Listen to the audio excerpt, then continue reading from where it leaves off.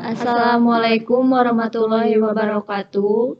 Perkenalkan, saya Lianti Sri Rahayu. Dan saya Ira Karimah. Di sini kami akan menampilkan video hasil presentasi kami dari kelompok 1 sampai kelompok 25.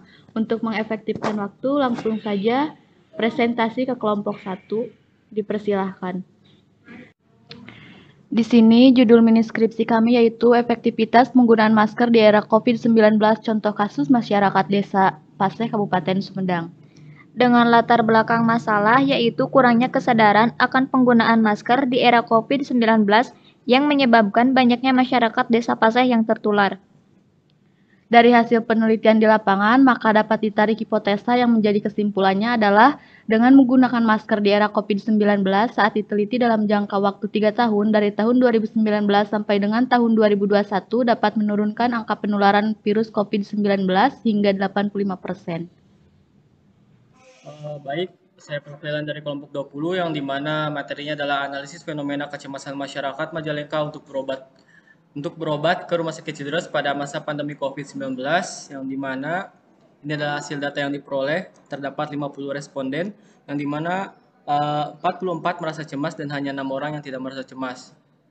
Baik, untuk kesimpulannya tersendiri yaitu di mana ada 24 dari 25 hasil pada batas umur dewasa, 96% itu merasa cemas, dan 5 orang lansia yaitu 100% cemas, dan ada 15 dari 20 kalangan remaja yang merasa cemas. Oleh karena itu diharapkan peranan pemerintah dalam menanggulangi COVID-19 serta penelitian lanjutan tentang dampak kecemasan terhadap kualitas kesehatan masyarakat dan meningkatkan mutu dari segi pelayanan keamanan RS Deres ini. Analisis efektivitas program KIFA untuk trauma healing akibat cyberbullying di kalangan siswa pada masa COVID-19 di daerah Lemesugih tahun 2020-2021. Latar belakang masalah ini yaitu pemanfaatan teknologi informasi di Indonesia. Di dunia sekarang ini memang banyak keuntungannya, tetapi teknologi juga menimbulkan dampak buruk lainnya. Cyberbullying merupakan bentuk kekerasan yang dialami peserta didik atau remaja yang dilakukan dengan teman usianya. Oleh sebab itu, mereka mulai menggunakan sosial media untuk mengisi waktu luangnya. Selain untuk belajar, mereka juga menggunakan sosial media untuk mengupload foto, video, dan lainnya, sehingga mereka tidak sadar bahwa dia sudah melakukan bullying terhadap teman sebayanya. Para remaja memang dapat dikatakan sangat rawan melakukan cyberbullying pada penggunaan media sosial. Dan hasil dari penelitian ini yaitu terjadi penurunan angka terhadap perilaku dan pelaku cyberbullying setelah diberlakukannya program KIFA di SMK ATM Lemesugih dari tahun 2020 sampai dengan 2021 selama masa pandemi COVID-19. Perilaku cyberbullying terjadi hampir 90% di seluruh kelas 12 jurusan teknik mesin dan menurun menjadi 40%. Judul mini skripsi kami adalah analisa dampak komorbid terhadap pasien penderita COVID-19 di RSUD Majalengka tahun 2020. Dengan latar belakang masalah adanya pasien COVID-19 yang meninggal di dunia di RSUD Majalengka yang memiliki komorbid hipertensi.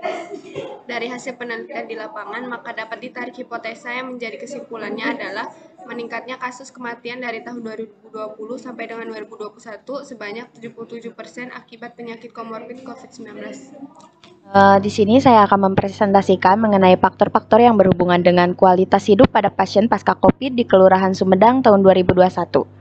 Latar belakang, menjaga kesehatan akan berdampak baik pada masa yang akan datang. Banyaknya berbagai macam penyakit dapat lebih meningkatkan waspada dan lebih berhati-hati agar tidak terkena penyakit ini. Salah satu penyakit yang menyerang pada masyarakat saat ini adalah COVID. Apakah ada peluang agar dapat sembuh dari penyakit ini? Peluang untuk dapat sembuh total pada COVID ini bisa saja terjadi. Akan tetapi, proses penyembuhannya sendiri bergantung terhadap beberapa faktor. Salah satunya yaitu menjaga kekebalan tubuh juga penting bagi masing-masing pengidap. Di sini saya akan menyampaikan kesimpulannya yaitu berdasarkan hasil dari penelitian dan menggunakan studi literatur dari artikel ini, penulis membuat beberapa simpulan diantaranya. Penelitian ini menggunakan metode kualitatif, deskriptif, dengan studi literatur sebagai alat analisis dari penulisan artikel ilmiah ini. Kami dari kelompok 11 dengan judul Analisa Dampak Penyebaran Virus Avian Influenza atau biasa disebut H5N1 terhadap kesehatan manusia di Indonesia dengan contoh kasus Kabupaten Indramayu 2015 sampai dengan 2017. Latar belakang dari judul tersebut yaitu banyaknya unggas yang terinfeksi di daerah Indramayu dan menular ke manusia. Dari hasil penelitian di lapangan, maka dapat ditarik hipotesa yang menjadi kesimpulannya adalah hipotesa dari data di atas, yaitu menurunnya kasus kematian dari tahun 2015 sampai dengan 2017 sebanyak 85%. Analisa dampak virus choriomeningitis limfositik serta infeksi yang menyebabkan terjadinya kelenjar getah bening. Dari kelompok 2, contoh kasus itu yaitu masyarakat di daerah Majalengka tahun 2020 sampai dengan 2022. Dan selanjutnya ada latar belakang masalahnya. Dari yang kita ambil adalah masyarakat Majalengka, baik di kota, terutama pedesaan, masih sulit mendapatkan pelayanan kesehatan dan pengetahuan, sehingga terjangkitnya virus choriomeningitis limfositik serta infeksi yang menyebabkan terjadinya kelenjar getah bening. Dan selanjutnya ada data pasien terkena LCMV dan dengan multiple KGB kelenjar getah bening. Jadi dari hasil penelitian di lapangan, maka dapat ditarik hipotesa yang kami ambil itu menjadi kesimpulannya dengan edukasi dari relawan ataupun tenaga medis serta pelayanan kesehatan yang mumpuni dan kesadaran dari masyarakat sendiri gitu saat diteliti gitu dalam jangka waktu 3 tahun dari tahun 2020 sampai 2022 dapat menurunkan angka terjadinya virus choriomeningitis limfositik ini dan menyebabkan terjadinya kelenjar getah bening hingga 10 kasus yang menurun tiap tahunnya.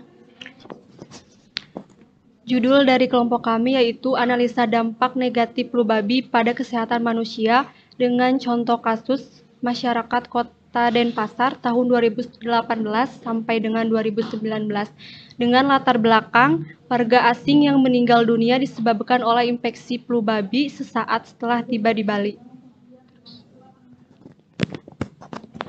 Dari hasil penelitian di lapangan, maka dapat ditarik hipotesa yang menjadi kesimpulannya adalah menurunnya kasus kematian dari tahun 2018 sampai dengan 2019 sebanyak 80% akibat virus flu babi H1N1.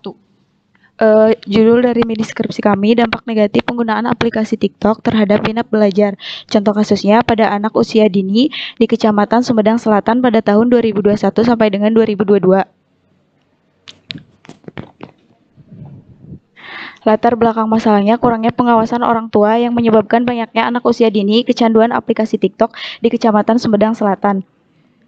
Hipotesa dari data di atas yaitu aplikasi TikTok dari tahun 2019 sampai dengan 2020 sebanyak 20%, sedangkan dari tahun 2020 sampai dengan 2021 mengalami peningkatan sebanyak 80%. Jadi kesimpulannya penggunaan TikTok pada anak usia dini lebih banyak dampak negatifnya daripada dampak positifnya. Analisa resiko intensitas bullying di media sosial terhadap gangguan mental pada anak usia remaja akhir di Majalengka. Yang dilatar belakangi oleh masalah banyaknya remaja yang memiliki sikap iseng di dunia maya berawal dari pelaku melakukan bully secara iseng di media sosial. Kemudian pelaku akan merasa senang atas perbuatannya, lalu bully akan terus-menerus dilakukan hingga terdapat banyak korban yang menyebabkan gangguan fisik maupun mental. Dari hasil penelitian di lapangan, maka dapat ditarik hipotesa yang menjadi kesimpulan adalah adanya kasus bullying di Majalengka saat diteliti dalam jangka waktu 4 tahun, dari tahun 2018 sampai dengan 2021 terjadi peningkatan hingga 35% per tahunnya. Judul dari kelompok kami yaitu analisa faktor penyebab remaja dan anak jalanan dalam penyalahgunaan LSD untuk mabuk tahun 2018 sampai 2020. Contoh kasus anak jalanan di Jakarta Pusat.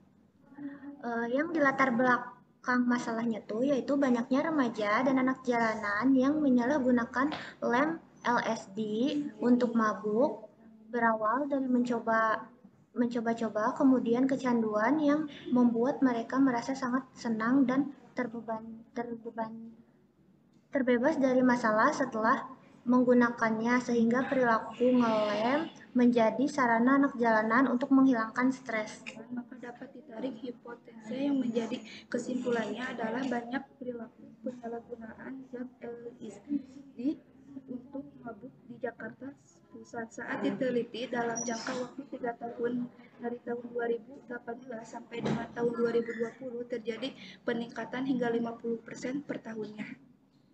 Mini skripsi kami adalah analisa hasil observasi pengaruh pemakaian gadget dalam jangka waktu lama terhadap perkembangan otak di usia emas. Contoh kasusnya anak usia dini di TK Majalengka tahun 2020 sampai dengan 2022. Latar belakang masalah, penggunaan gadget yang berlebihan lama-kelamaan akan membuat anak menjadi kurang peduli dengan lingkungan di sekitarnya.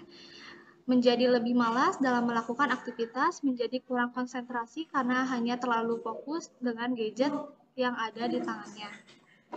Dari hasil penelitian di lapangan, maka dapat ditarik hipotesa yang menjadi kesimpulannya adalah pada tahun 2020 terdapat 100 kasus pengaruh pemakaian gadget dalam jangka waktu lama terhadap perkembangan otak di usia emas.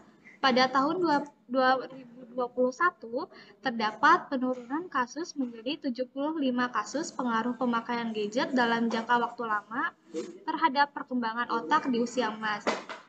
Pada tahun 2022 terdapat penurunan penuh sebanyak 50 kasus pengaruh pemakaian gadget dalam jangka waktu lama terhadap perkembangan otak di usia emas. Dapat disimpulkan dari tahun 2020 sampai tahun 2022 terdapat penurunan kasus secara terus-menerus.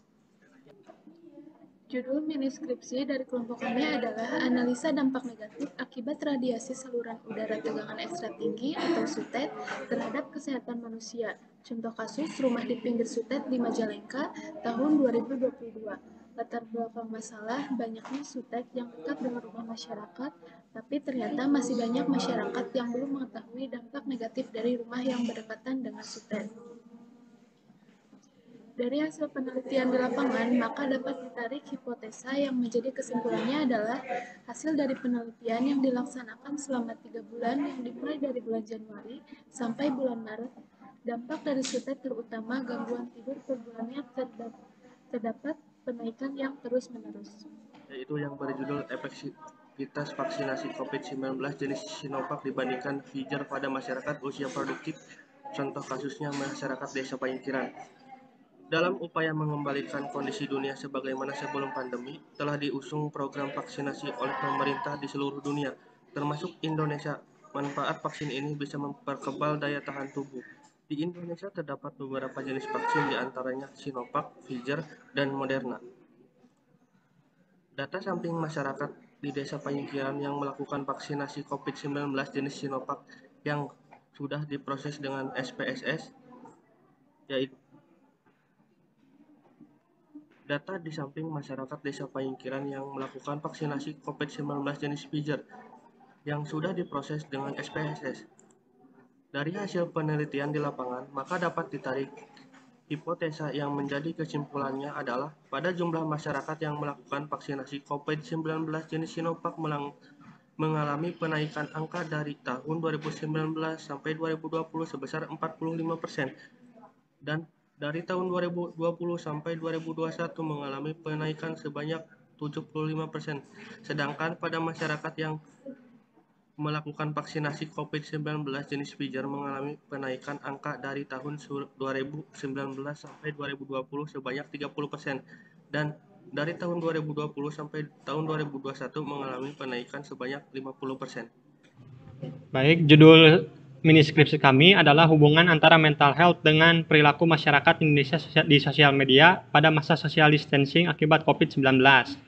Latar belakangnya adalah berdasarkan riset dari Digital Civility Index oleh Microsoft, Indonesia menjadi negara dengan netizen paling tidak sopan.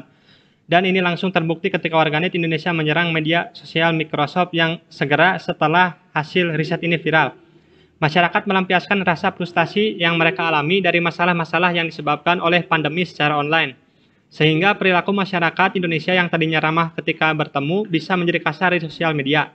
Perubahan perilaku ini juga akan berdampak kepada kondisi psikis dan kesehatan mental orang yang mendapat perlakuan kasar ketika menggunakan internet. Berikut ada data hasil kuesioner mahasiswa tentang pengalaman berinternet pada tahun 2020. Kesimpulannya, berdasarkan dari data yang didapat, maka dapat disimpulkan bahwa kurangnya tingkat keberadaban netizen mempengaruhi terhadap kesehatan mental seseorang, sehingga masih diperlukannya pendidikan soal etika berinternet agar hal negatif seperti ini berkurang, dan masyarakat bisa dengan tenang berinteraksi di media sosial yang sehat.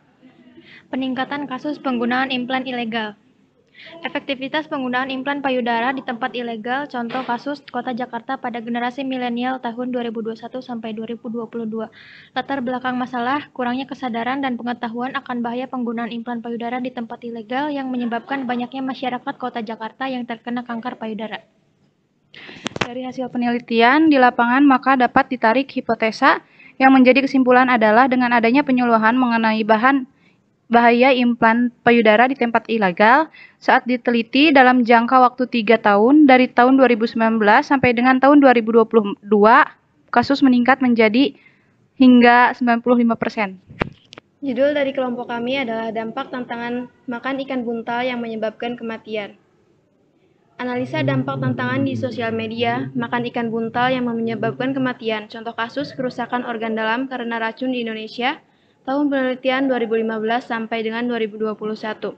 Latar belakang masalah, ikan buntal telah dikenal dan dikonsumsi oleh berbagai negara. Ikan ini adalah ikan yang sangat beracun, bahkan mematikan. Tetapi masyarakat Indonesia masih mengonsumsi makanan ikan buntal.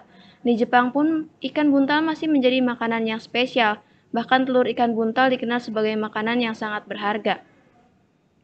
Dari hasil penelitian di lapangan, maka dapat ditarik hipotesa yang menjadi kesimpulannya adalah dari hasil tersebut dapat diketahui bahwa kasus kematian sudah menurun dan masyarakat pun sudah memahami bahaya ikan buntal jika diolah dengan cara yang tidak tepat. Terima kasih. Skripsi kami adalah analisis tingkat kecemasan pada pasien gagal ginjal terhadap metode cuci darah mandiri CAPD di Rumah Sakit Sumber Waras Cirebon tahun 2019-2021. Contoh kasusnya yaitu pasien yang sedang menjalani hemodialisa di Rumah Sakit Sumber Waras Cirebon tahun 2019-2021. Latar belakang masalah, banyaknya para penderita gagal ginjal memungkinkan para penderita gagal ginjal menderita kecemasan di mana kecemasan merupakan salah satu gangguan yang ada pada psikologis manusia. Penyakit gagal ginjal kronis dan hemodialisis sebagai suatu peristiwa yang dapat menimbulkan pengalaman emosi negatif yang dinamakan stresor. Hipotesa dari data di atas yaitu terjadi kenaikan angka pengguna pasien yang sedang menjalani hemodialisa dari tahun 2019 sampai dengan tahun 2021 sebanyak 85%, sedangkan dari tahun 2019 sampai dengan 2020 mengalami penurunan sebanyak 25%.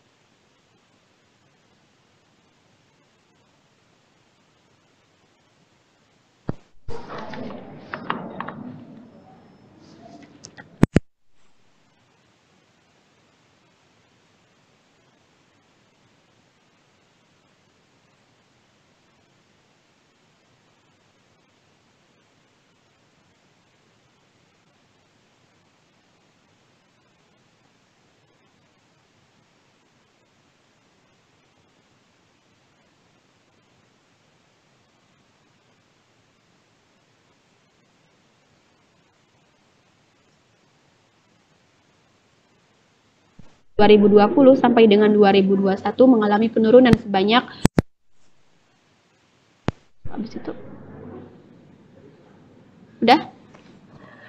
Judul dari kelompok kami adalah hubungan perilaku mandi cuci kakus di Sungai Cipeles terhadap kejadian diare pada masyarakat Desa Bugal, Kecamatan Tomo, Kabupaten Sumedang 2022. Latar belakang masalah adalah mandi cuci kakus sebagai sarana yang sering dikunjungi oleh masyarakat di Desa Bugal yang bisa menimbulkan terjadinya diare. Kesimpulannya adalah penggunaan mandi cuci kakus di Desa Bugal menimbulkan penyakit diare pada masyarakat dengan angka tertinggi terjadinya diare pada tahun 2019 dan menurun pada tahun 2022. Bismillahirrahmanirrahim. Analisa dampak negatif bencana nuklir bagi kesehatan masyarakat dan lingkungan. Contoh kasus yaitu kebocoran PLTN Fukushima, Jepang 2013. Latar belakang masalahnya yaitu Jepang termasuk dalam negara yang memanfaatkan tenaga listrik menggunakan nuklir (PLTN). Mereka memahami bahwa sumber energi fosil mulai menipis. Dalam situasi seperti ini, pengembangan daya listrik yang bergantung hanya pada satu sumber energi saja menimbulkan masalah keamanan dan masalah lainnya. Hipotensi penelitiannya yaitu dari data di atas, dari tahun 2011 sampai dengan 2012 terdapat kenaikan korban jiwa akibat bencana nuklir ini dan mengalami penurunan. Di 2013 hanya tersisa 16 korban. Kesimpulannya yaitu kejadian krisis nuklir ini memberikan pukulan yang cukup telak bagi perkembangan PLTN di seluruh dunia, khususnya negara yang telah menunggakan energi nuklir sebagai salah satu kontributor bagi energi. Mereka kembali mengecek sistem keamanan dan meningkatkan lagi proteksi keamanan reaktor dari gempa dan tsunami. Analisa penyakit Keratoderma pigmentosum dengan kanker kulit. Keratoderma pigmentosum adalah penyakit yang jarang diturunkan secara autosomal resesif dengan gangguan pada perbaikan deoksiribonukleik acid atau DNA yang sering mengakibatkan keganasan. Pada XP terdapat lesi DNA yang tidak dapat diperbaiki dan mutasi gen yang mengatur perkembangan kanker kulit. Data penduduk yang terkena Keratoderma pigmentosum di Amerika Serikat dari tahun 2020 sampai 2022. 2020 berjumlah 800, kemudian meningkat di tahun 2021 menjadi 1.500 dan terus meningkat di tahun 2022 menjadi 3.200. Berdasarkan dari data yang didapat, maka dapat disimpulkan bahwa kurangnya pengetahuan tentang penyakit Keratoderma pigmentosum dengan kanker kulit mempengaruhi terhadap peningkatan kasus penyakit Keratoderma pigmentosum, sehingga masih diperlukannya penyuluhan tentang penyakit Keratoderma pigmentosum. Assalamualaikum warahmatullahi wabarakatuh. Kami di sini akan menjelaskan mini skripsi yang berjudul Analisa Dampak Penanganan Persalinan Secara Tradisional oleh Dukun Beranak atau Paraji yang tidak sesuai prosedur kesehatan terhadap banyaknya angka kematian ibu melahirkan di Desa Cipendei pada tahun 2018 sampai dengan 2021. Baik, yang pertama di sini ada latar belakang. UNICEF Indonesia 2012 menjelaskan bahwa di negara kita masih banyak persalinan yang ditolong oleh dukun beranak, baik yang terlatih maupun yang tidak terlatih. Hal ini masih menjadi kendala dan menjadi salah satu penyebab tingginya kematian ibu. Pekerjaan ini turun-temurun dalam keluarga atau karena ia merasa mendapat panggilan tugas ini. Pengetahuan tentang fisiologis dan patologis dalam kehamilan, persalinan, serta nifas sangat terbatas. Oleh karena itu, apabila timbul komplikasi, ia tidak mampu untuk mengatasinya, bahkan tidak menyadari akibatnya. Dukun tersebut menolong hanya berdasarkan pengalaman dan kurang profesional. Ini ada grafik. Jadi, hipotesa di atas adalah angka penurunan dampak penanganan persalinan oleh dukun beranak atau paraji di Desa Cipendei dari tahun 2018 sampai dengan 2019. Pada tahun 2018, ditemukan penurunan kasus sebanyak 40% karena banyak masyarakat yang teredukasi tentang banyaknya dampak penanganan persalinan oleh dukun beranak atau paraji. Setelah dilakukan penelitian kembali, pada tahun 2020 sampai 2021 terjadi kenaikan kasus sebanyak 100% karena masih banyak masyarakat yang mempercayakan penanganan persalinan oleh dukun beranak atau paraji. Mempresentasikan tentang toksoplasma gondii. Apa itu toksoplasma gondii? Toksoplasmasis adalah penyakit menular yang disebabkan oleh protozoa Toxoplasma gondii yang memiliki siklus hidup yang kompleks. Dalam hal ini, manusia termasuk sebagai hospes perantara dan kucing sebagai hospes definitif. Untuk selanjutnya, apa faktor penyebab? Faktor penyebab infeksi Toxoplasma gondii sangat beragam. Manusia dapat terinfeksi melalui konsumsi oosit seperti makanan atau memulai kontak dengan kucing. Untuk hasil pemeriksaan laboratorium secara mikroskopis yang dilakukan terhadap beberapa sampel tinja kucing atau narasi yang diambil di daerah Lego, Kecamatan Paseh, Kabupaten Sumedang sebanyak 50 ekor. Baik, dari semua kelompok, maka kesimpulannya banyak masalah yang muncul karena pandemi COVID-19. Dengan adanya COVID-19 menimbulkan dampak terutama bagi kesehatan, baik itu kesehatan fisik maupun kesehatan mental. Maka dari itu, kita harus tetap menjaga kesehatan, tetap patuhi protokol kesehatan. Selain dari kasus COVID-19 juga terdapat kasus flu burung, flu babi yang menimbulkan gangguan kesehatan manusia. Sehingga kita harus berhati-hati dan lebih menjaga kesehatan agar terhindar dari flu burung maupun flu babi. Terus, selain itu juga yang dapat menimbulkan gangguan kesehatan itu bukan hanya karena penyakit atau virus, melainkan dengan penggunaan gadget juga bisa mempengaruhi kesehatan, apalagi gangguan pada anak-anak bisa mempengaruhi motorik anak. Sekian presentasi dari semua kelompok. Saya akhiri, wabillahi taufiq wal hidayah. Wassalamualaikum warahmatullahi wabarakatuh. Oke, bismillahirrahmanirrahim. Assalamualaikum warahmatullahi wabarakatuh. Saya dari kelompok 23, kelas 2B, S1 Keperawatan, Universitas Trikes Majalengka.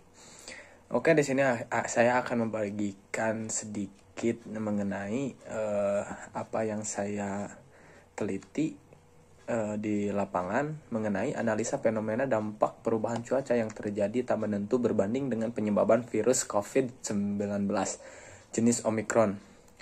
Saya mengambil contohnya itu kasus banyaknya masyarakat yang sakit di daerah Sanding pada tahun 2021. Untuk latar belakang COVID-19 pada saat ini menjadi sebuah kecemasan bagi masyarakat.